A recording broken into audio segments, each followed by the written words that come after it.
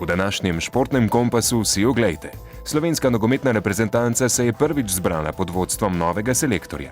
Tekmovalno-rekreacijski dogodek Peš na Pohorje je doživel že 6. izvedbo.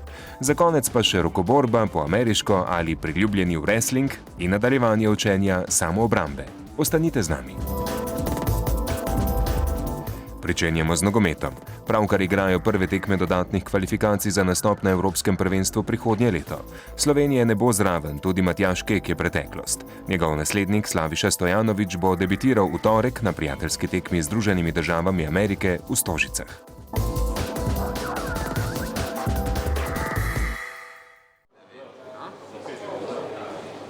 Novi selektor ni posegel po drastičnih spremembah, tudi baza je ostala ista. Reprezentanca še naprej stanuje v hotelu na Ptuju in trenira v bližnjem Kidričevem. Kar se teh pogojev tiče, mislim, da težko, da v Sloveniji so kje boljši. Saj jaz ne vem, da so, tako da zakaj bi nekaj menjali. Kar se mene tiče, je zelo v redu tukaj. To pa, da neki delijo, da zakaj smo mi na Štajerskem, meni je čisto vsem, kje smo.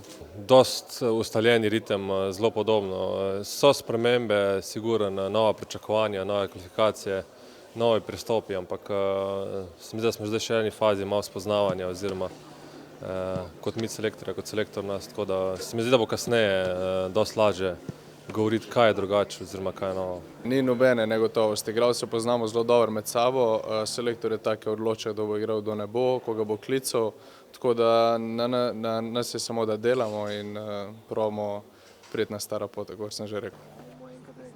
Prvi korak v želeno smer bodo morali storiti brez večkrat kritiziranih Korena in Novakoviča. Manjka tudi Radosavljević. Usoda treh izkušenih igralcev je za zdaj nejasna. Stojanović jih še ni prečrtal. Ob trenutnem stanju je v reprezentanco vrnil Darjana Matića. Popolna novinca sta Dejan Lazarević iz mlade reprezentance in Mariborov Aleš Mertelj. Ja, v Mariboru se dela tudi dobro, je tudi na visokem nivoju. Tukaj mogoče še stopničko više, kajti tukaj se le zbrani najboljši v Sloveniji, ki igrajo tudi tujini igralci in tako da se del tega je velika izkušnja in želim potegniti največ iz tega ter pripomoči k ekipi, k dobrim rezultatom reprezentance. Slaviša Stojanović se je v uvodne dni druženja z igralci odmaknil od medijev. Nogometaši so bili, vsaj na videz, bolj sproščeni kot v zadnjem času, ko se je okrog njih nabralo veliko negativne energije. Menjave selektorja pričakovano niso ocenjevali. Eno obdobje je bilo, nekaj je bilo uspešnega, nekaj neuspešnega, nismo pa mi igralci pravi odgovor za to, kaj se mora delati. Mi moramo dati na igrišču tisto, kar od nas ljudje zahtevajo. In vsak igralec mora vedeti, kaj je njegov primarni cilj prihajanja v reprezentanco. Tako da ni pa naša stvar, ali se selektor zamenja ali ne. Kako sem ti že rekel, bile so pozitivne in negativne stvari, ampak mislim, da vse skupaj v 5 letih, mislim, da smo za slovenski nogomet naredili korak naprej, kar je pa najbolj pomembno. Mislim, da je Slaviša zelo dober selektor, to že dokazuje in v slovenski ligi in v tujini, tako da mislim, da bo za to reprezentanco zelo dobro okrepitev. Selektor še ni izbral najožjih strokovnih sodelavcev. Trenutno mu ob Miklaviču, Pejkoviču in magistru pomaga novi obraz Toni Usnik. Ja, prvo sem pač zelo vesel, da sem bil povabljen v sodelovanju. Jaz s selektorjem Slavišem Stojanovićem sem se pogovoril, nek načelen dogovor smo sklenili, vendar bomo ta čas 7 dni druženja bomo izkoristili za to neko spoznavanje, za poglede, izmenjavo misli in po tej akciji reprezentančni se bomo verjetno spet usedali in dorekli stvari ali pač ne. Selektor bo najbrž že proti Američanom preizkusil sistem 4-2-3-1, ki se je dobro obnesel proti Srbiji. Čeprav bo tekma v torek prijateljska, izid ne bo nepomemben, še zlasti zaradi dogodkov na zadnjem svetovnem prvenstvu, ko so Američani Sloveniji preprečili uvrstitev v osmino finala. Moramo tudi mi sami sebe dati pod določen pritisk, moramo narediti vse za zmago. Zelo lepo bi bilo zmagati v Ljubljani proti eni dobri Ameriki in treba se narediti za to zmago. Jaz imam en grenak preokus, se mi zdi, da smo le izpustili eno ogromno šanso tam na svetovnem. Ampak kljub temu, prijateljska tekma, ki jaz mislim, da je le pomen enemu spoznavanju oziroma nagrajevanju stvari, ki smo jih počeli prej in pa seveda napeljati neko vizijo selektorja naprej, tako da je v prvem planu le ta zbor oziroma mi, ne pa nasprotnik. Slovenska javnost se je razvadila. Po uvrstitvi na svetovno prvenstvo in 15. mestu na FIFIni lestvici reprezentanca ne more ubežati velikim pričakovanjem. Jaz se strinjam s tem, da so cilji pa ambicije na visokem nivoju. Tudi ne morete pričakovati, da smo mi Brazilija, ampak da z neko borbenostjo in z nekim pristopom, ki nikoli ne sme manjkati v Sloveniji, igro spraviti na višjo ravno, prekinitve popraviti za in proti in iti naprej. Mislim, da jaz sem optimist. Ne vem, zakaj ne bi imeli visokih ciljev.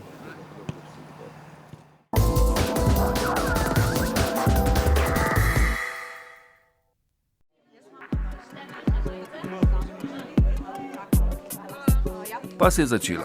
Z uvodom, ki se bo naslednji teden spremenil v redno druženje športnih zanesenjakov. Atletska prireditev Peš na Pohorje, ki je letos doživela 6. izvedbo, je pod Pohorje privabila z večine stare znance, med katerimi je bilo tudi nekaj novih obrazov. To bi lahko sklepali po številu prijavljenih, ki jih je bilo več kot 300 oziroma največ doslej. Odlična ideja je to, res odlična. Tudi zimski pokal, čez zimo hodimo vsako nedeljo na Pohorje organizirano. To je odlična ideja, pa upam, da bojo še obdržali. Jaz sem že na 3. in občutki so fenomenalni, vreme je super, tako da vse je ok. Ste se pripravljali na tek? Ja, kar ja. Vsako nedeljo spenjače, tako da kar je v redu. Torej ste redni obiskovalec v bistvu tako, recimo, tehle terenov tukaj okoli. Boste tudi nadaljevali v zimskem času s tekom? Ja. Vsako leto se tega držim.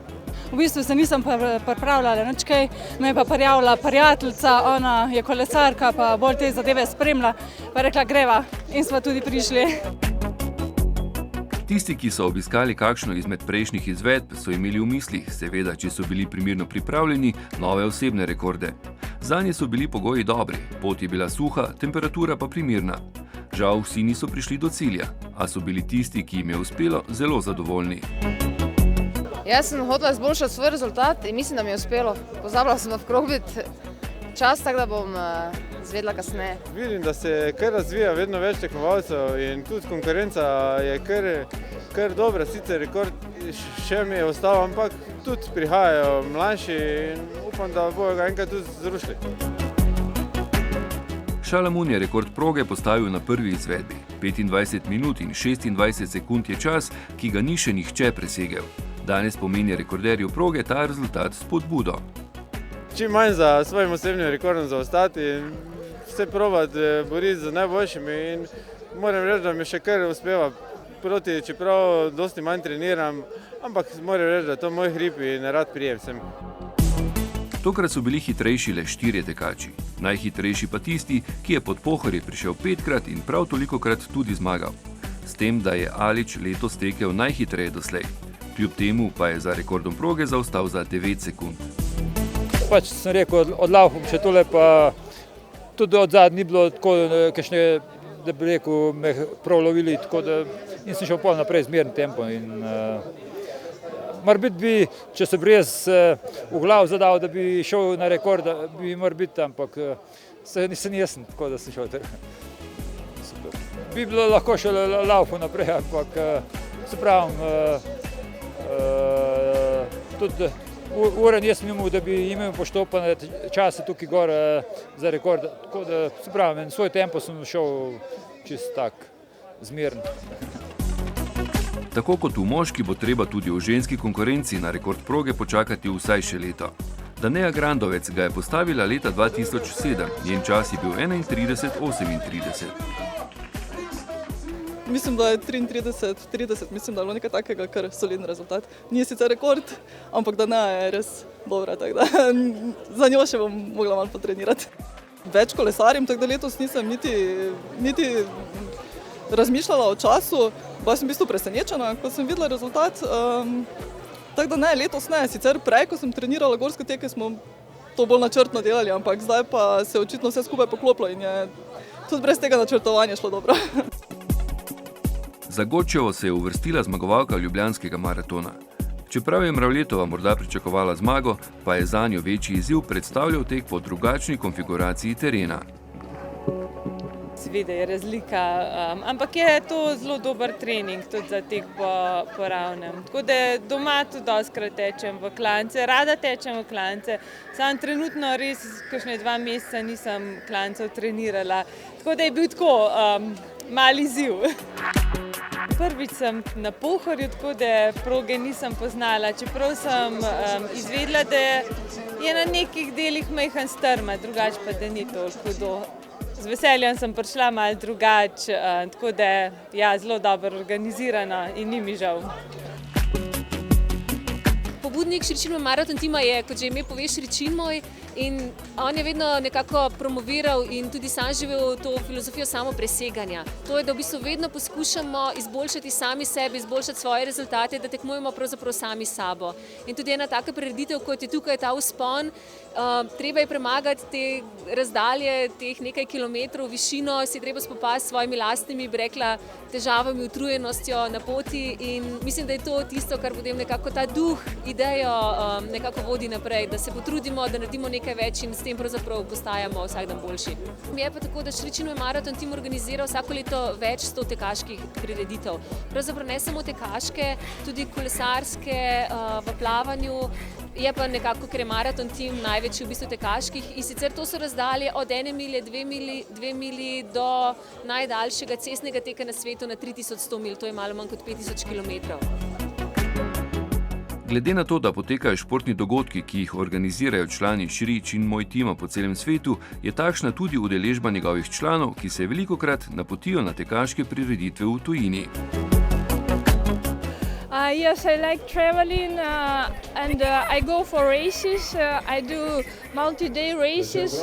In New York, there's a 10-day race in New York. And this year I tried Ironman races, triathlons. So I like challenges and I like to discover new countries. And this is the second time that I'm in Slovenia, and I love this country. And I like people, and the nature is here so beautiful. And people have really hard, warm hearts. Warm hearts, very kind, I like people.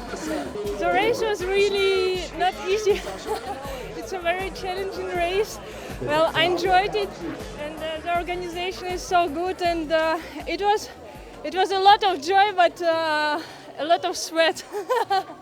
It was really not easy, but I like the races of Šričin moj marathon team, because it's always, even it is not easy, then you just go on, you continue. You have, if you have pace, if you try to enjoy, though it's not easy, just trying to enjoy, to have fun, to keep yourself cheerful, and then you just continue, and then you can accomplish. And these kind of difficult races, they show that sometimes in the middle you think that you just cannot go on, you cannot continue, but slowly you go on, and in the life it's the same. Sometimes it's you think that you cannot do something, but when you continue, something within comes, and then you see that everything is possible. Kar nekaj tistih, ki so se udeležili 6. vzpona peš na Pohorje, bo zraven tudi na seriji prihajajočih preizkušenj, ki so jim nadeli ime Zimski pokal peš na Pohorje. V lanskem 4. so se proti vrhu Pohorja napotili 13-krat, oziroma so se zbrali vsako nedeljo ob 9:30 pri spodnji postaji pohorske vzpenjače. Z enakim tempom bo potekala tudi letošnja sezona, prvi tek, ki bo skupinske narave, pa bo na programu naslednjo nedeljo.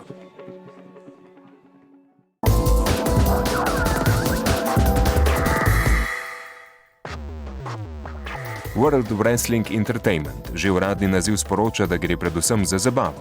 Najbolj znana organizacija igrane rokoborbe obstaja že od leta 1952 in je predvsem prek luže izjemno priljubljena. Prejšnji teden se je predstavila v avstrijskem Gradcu.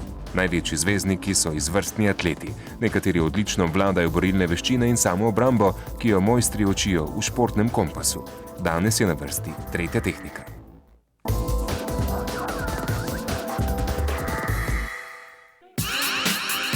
Leta 1992 se je kot dvigovalec uteži udeležil olimpijskih iger. 10 let kasneje je zmagal na tekmovanju najmočnejših mož na Arnold Strongman Classicu.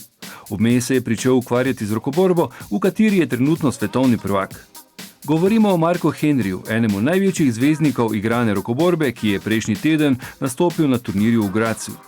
Šlo je za turnir promocijske turneje, katere namen je bil, da se evropskim ljubiteljem tega zabavno-športnega tekmovanja predstavijo v živo superzvezdniki WWE, kot se sami imenujejo. Navkljub zgoščenemu urniku je enkratni evropski WWF prvak obisk Avstrije izkoristil za ogled rojstne hiše svojega vzornika Arnolda Schwarzeneggerja. It's not all work. We get to go out sometimes and get to see the Arnold Schwarzenegger Museum and things as such. But most times it's a lot of work. Zaradi svoje zunanjosti je Mark Henry hitro padel v oči producentom, ki se trudijo narediti takšno mešanico zabave in športa, ki bo vsemu vpletenim prinašala velik dobiček. Hitro so si segli v roke in leta 1996 podpisali 10-letno pogodbo. Well, I mean, it's a Fortune 500 company. It's one of the biggest, if not the biggest, multimedia company in the world. And, you know, we have a lot of tickets that are still up for sale. Tomorrow, WrestleMania tickets go on sale, so check the WWE.com and get your WrestleMania tickets too. V 14 letih metanja po ringih v Združenih državah Amerike, vmes se je nekaj let potegoval za naziv najmočnejšega človeka na svetu, je Henry postal eden najbolj prepoznavnih tekmovalcev oziroma spada med tiste obraze, ki jih boste največkrat našli na raznih reklamnih plakatih.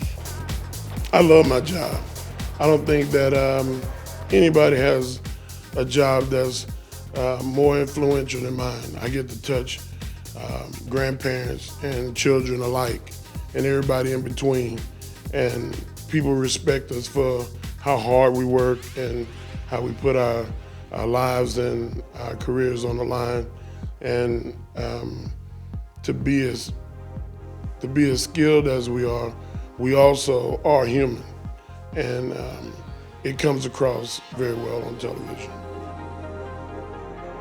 V Gradcu so ljubitelji WWE videli 7 borb, 3 so bile ekipne, v 4 pa so se merili posamezniki. Ker so nam organizatorji dovolili snemanje prvih 3, vam Henryjeve žal ne moremo pokazati. Skupaj s 5 kolegov je dokazal, zakaj ljudje hodijo na predstave, v katerih v bistvu ne gre za resnične medsebojne obračune, ampak za igranje po vnaprej pripravljenih scenarijih. Zanimivo je bilo videti, kako se je odrezal proti še za glavo višjemu Paulu Victu, ki ima vzdevek Big Show in ki ob 220 kg telesne mase meri kar 216 cm. Čeprav je Henryjeva ekipa izgubila, pa je sam, tako kot se za svetovnega prvaka spodobi, ring zapustil neporažen.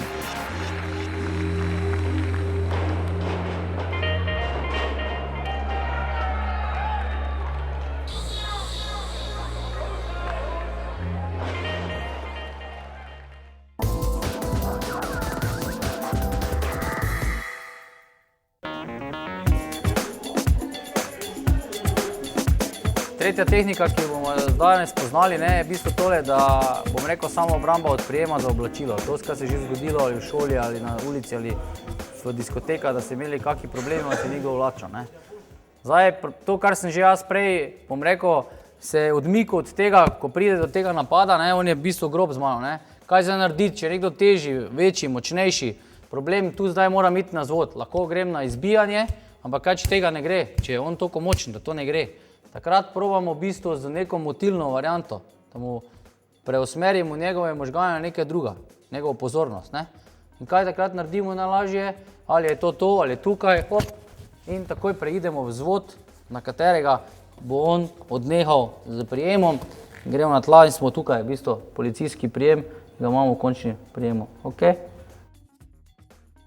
In to je za tisto, zmotim ga, takoj greš, preideš tu v vzvod, hop, stisneš dol in tukaj greš, preideš v končni prijem, ga imaš tukaj, v bistvu ga kontroliramo, zatem da imamo tu nogo, tako delam zdaj kaj z njim, kaj hočejo,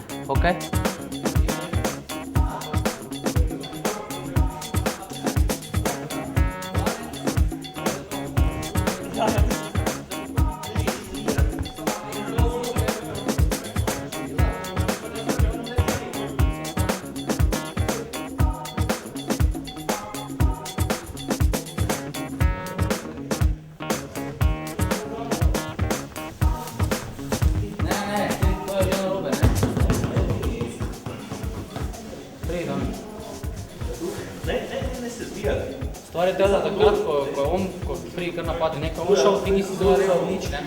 Ja? Evo. Ker tukaj takoj, ko je on bolj, takoj zagraješ, to?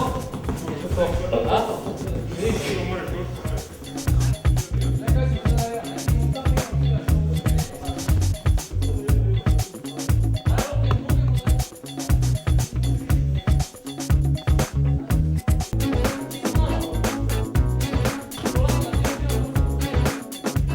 Pri tej tretji tehniki pride do napake, predvsem pri razumevanju, bom rekel, zvoda na roki.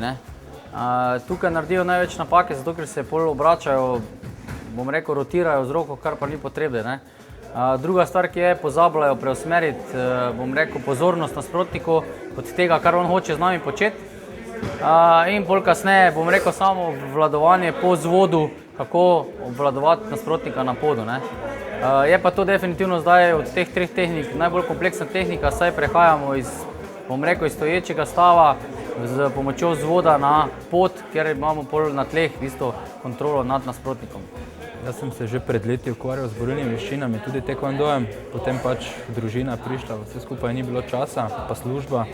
Zdaj pa se je nekako spet našel čas in že tretje leto dejansko obiskujem tukaj v Red Powerju, v tej G-Taju, te treninge. Ja, dokaj dobro se počutim, tudi za samozavest je to dobro in pa tudi telesna pripravljenost je dosti boljša. Kaj te treningi so dokaj v redu. Ne dokaj v redu, odlični, bom rekel. Ja, v bistvu to so bile 3 tehnike, ker vse so dokaj težke. Treba se pač malo razmišljati, kaj delaš in pa vedno ti pa prav pride, ne? Sploh danes na ulici, ko so takšni časi, da se moraš paziti. Dočim najtežja mi je bila pač ta zadnja, kjer si mogel še narediti dejansko blokado in pa potem ga z prijemom primiti in ga stisniti v ključ in ga pač poležiti na tla. Tam je bila pač najtežja.